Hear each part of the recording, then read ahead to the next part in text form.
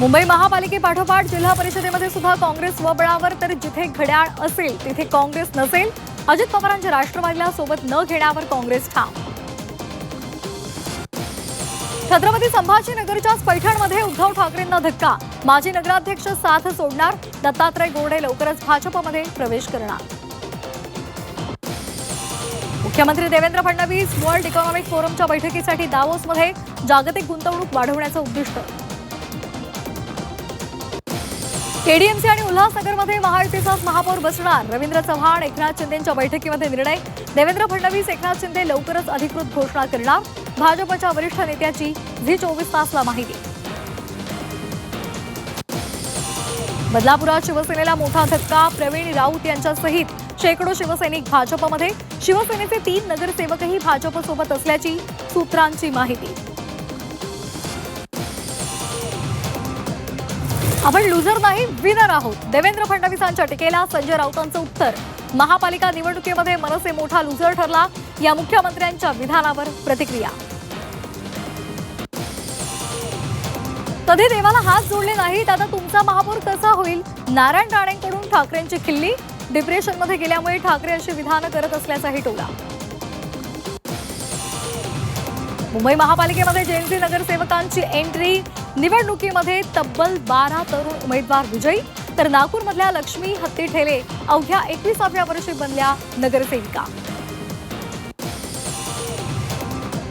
सांगलीमध्ये भाजपच्या नूतन नगरसेवकांचा आमदार गोपीचंद पडळकरांच्या हस्ते सत्कार. मिरजेच्या प्रभाग क्रमांक 7 मधून भाजपचे 4ही उमेदवार विजयी. यामध्ये पडळकरांचे कट्टर समर्थक फारुख जमादार यांचा विजय. समरजित घाटगेंचा भाजपत प्रवेश निश्चित, केवळ औपचारिकता बाकी. झेडपी निवडणूक घाटगे कमळ चिन्हावर लढवतील, चंद्रकांत पाटलांचा दावा. महापालिकेमधील पराभव वेदनादायी आहे, पण हा पराभव अंतिम नाही. खासदार प्रणिती शिंदेंचं काँग्रेस कार्यकर्त्यांना पत्र. नवी मुंबईमधील कोपर खैरेनेमध्ये मनसैनिकांकडून परप्रांतीयाला चोप. निवडणूक निकालानंतर राज ठाकरेंविरोधात आक्षेपार्ह पोस्ट केल्यामुळे आक्रमक. सिंधुदुर्गमध्ये झेडपी पंचायत समितीसाठी भाजप शिवसेनेची युती. भाजप 31, शिवसेना 19 जागा लढवणार. राष्ट्रवादीला सुद्धा सोबत घेण्यासंदर्भात प्रयत्न सुरू. नारायण राणेंची माहिती. मलंदगडावरील क्लिअर ट्रेन अखेर सुरू. दर तासाला 1200 भाविक प्रवास करू शकणार. 2 तासांचा पायी प्रवास अवघ्या आता 7 मिनिटांमध्ये. या ट्रेनसाठी 70 कर्मचारी तैनात. नालासोपारामध्ये मध्यरात्री तुफान हाणामारी. तरुणाची नागरिकांसह पोलिसांनाही मारहाण. अलकापुरीत दारू पिऊन तरुणांचा धिंगाणा. अलकापूरमधल्या वाईन शॉप्स बंद करायची मागणी.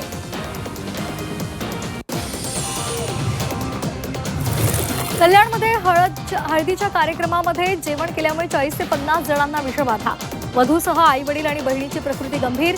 कॅटरर्सच्या विरोधामध्ये खडकपाडा पोलीस ठाण्यामध्ये गुन्हा दाखल.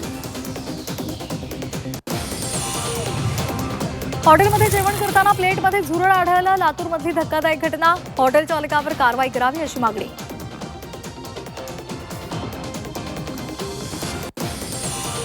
नाशिकमधल्या येवलेकरांचं पाण्याचा प्रश्न मिटला.